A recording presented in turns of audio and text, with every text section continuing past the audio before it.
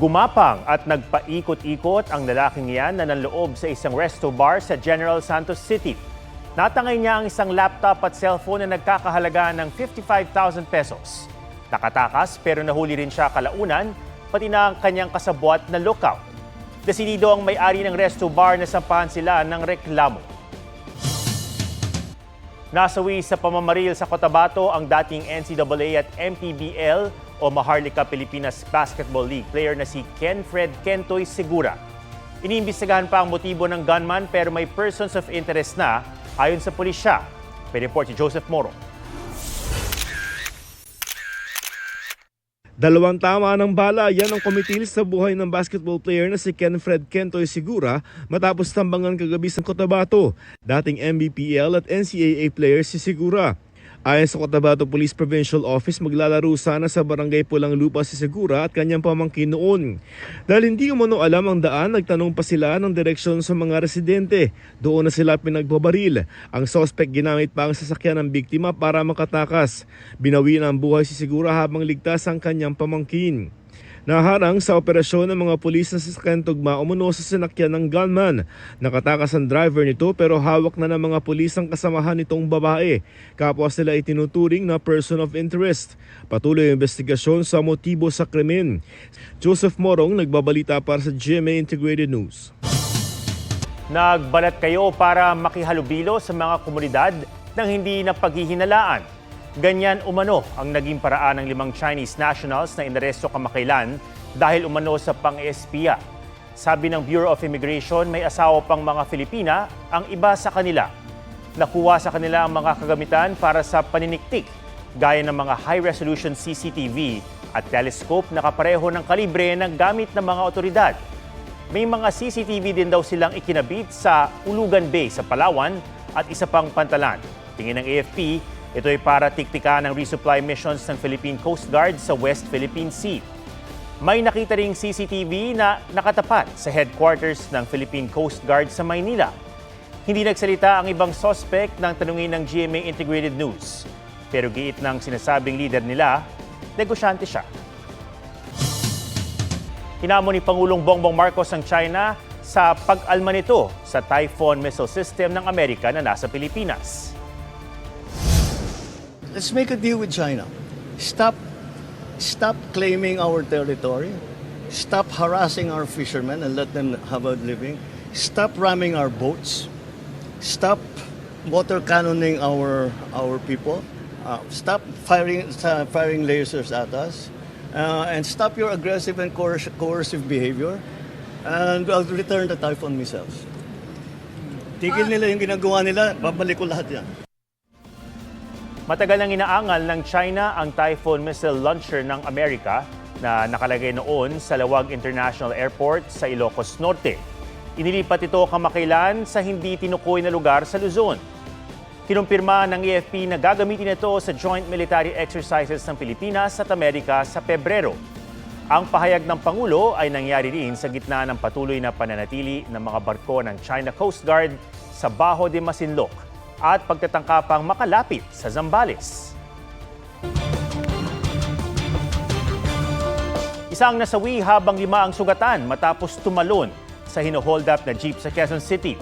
Sa Caloocan, lalaking nagtangkang mangmolestya naman ang tinakasan ng isang babae. Yan ang spot report ni James Agustin. Kuha yan sa Barangay 152 Caloocan nitong Lunes. Isang babae ang nagse-cellphone habang naglalakad. Nang sunggaban siya ng isang lalaki. Nagpambuno ang 2 hanggang matumba ang babae. Akalaing bag ang target ng lalaki, pero ang hinahablot niya, damit pang itaas ng babae. Pinilit siyang sirain yung damit niya hanggang sa mapatumba siya.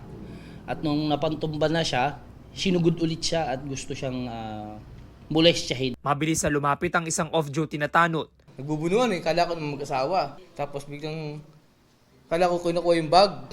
Nung bumagsak yung bag, hindi naman niya kinuha. Tapos nung nakikita kong ginawa niya, tapos inagis niya, tapos nilapitan niya pa, doon ako lumapit sa kanya. Paglapit ko, yun, tuwak mo na siya. Dumiretso sa barangay at istasyon ng pulis ang babae para magsumbong. Bigong mahabol ang sospek na tukoy na raw ng pulisya. Sa Quezon City, nakahandusay ang babaeng yan habang 5 nasugatan matapos silang tumalon mula sa umaandar na jeep sa Commonwealth Avenue. Tinatakasan daw nila ang isang lalaking may kutsilyo at nagdeklara ng hold up. Ay, yung babae, nanlalaban, ayaw niya ibigay yung bag niya kasi nandun daw yung ID niya, inambahan siya, yung babae ng sasaksakin baga.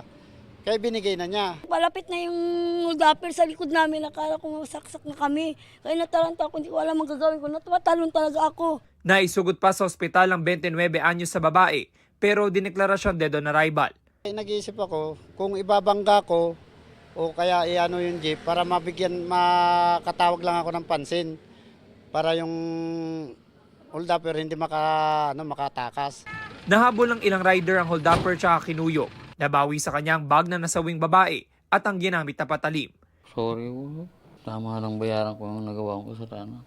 Maharap siya sa reklamong robbery with homicide and physical injuries. James Agustin, nagbabalita para sa GMA Integrated News. Nagimbalang ilang residente sa General Santos City nang madiskubreng patay na ang sanggol. Ang nasa loob ng telang kagat-kagat ng isang aso. Base sa investigasyon, posibleng itinapon sa bakanting lote ang sanggol na wala pa umanong 9 na buwan. Binalot ito sa tela at isinilid sa eco bag. May indikasyon ding ipinalaglag ang bata dahil sa mga nakitang gamot. Patuloy na hinahanap ng otoridad ang kanyang ina.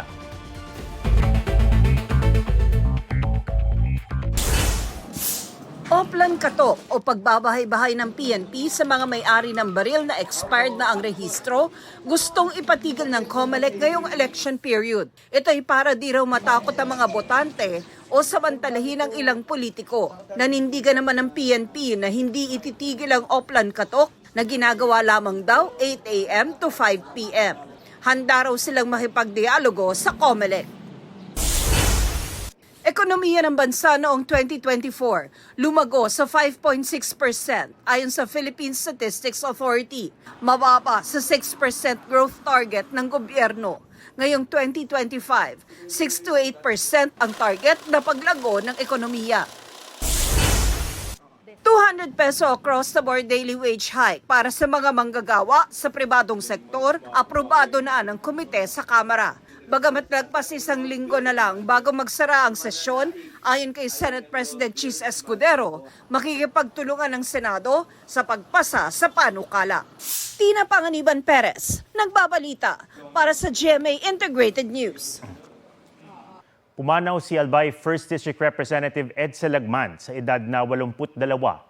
Kinumpirma yan ng kanyang anak na si Tabaco City Mayor Crisel Lagman. Umana raw ang kanyang ama dahil sa cardiac arrest kaninang alas 5 ng hapon. 9 na terminong nanilbihan si Representative Lagman sa 1st District ng Albay. Siya din ang kasalukuyang presidente ng Liberal Party. Kabi-kabilang pagbaha ang naranasan sa Bicol Region dahil sa ulan na dulot ng shear line. Inaasahang patuloy itong iiral hanggang bukas. May report si Efren Mamak ng GMA Regional TV. Hindi na madaanan ang spillway na ito sa Saguiay, Camarines Sur matapos umapaw kasunod ng malalakas na buhos ng ulan. Hindi rin madaanan ang isang bahagi ng highway sa bayan ng Balatan dahil sa landslide at bumigay na bahagi ng kalsada. Nagsimula na ring umapaw ang tubig sa spillway sa bahaging ito ng Sorsogon, bagamat may ilang nakatawid pa. Kabi-kabila ang mga pagbaha sa Albay. Ang ilang residente lumusong na sa baha. Ayon sa Pag-asa, shear line o ang pagsasalubong ng malamig na amihan at mainit na hangin o easterlies ang nagdudulot ng mga pag-ulan sa Southern Luzon at Bicol Region. Asahang magpapatuloy ang epekto ng shear line hanggang bukas. Efren Mamak ng GMA Regional TV, nagbabalita para sa GMA Integrated News.